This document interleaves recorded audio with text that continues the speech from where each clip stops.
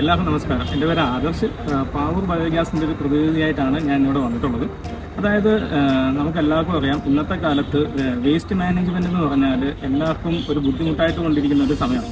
അപ്പോൾ waste manage ചെയ്യുന്ന ഉപകരണങ്ങളും ഇന്ന് അത്യധികം ആൾക്കാർ അന്വേഷിച്ചുകൊണ്ടിരിക്കുന്ന ഒരു സ്ഥിതിവിശേഷമാണ് നടക്കുന്നത്. അതായത് നമ്മുടെ മാലിന്യം നമ്മുടെ വീട്ടിൽ തന്നെ സംസ്കരിക്കുന്ന രീതിയിൽ മാറിക്കഴിയേണ്ട സമയം അതിക്രമിച്ചിരിക്കുന്നു. എല്ലാ വീടുകളിലും മാലിന്യ സംസ്കരണ ഉപകരണം സ്ഥിരമായിട്ട് നമ്മൾ സ്ഥാപിക്കേണ്ടതുമാണ്.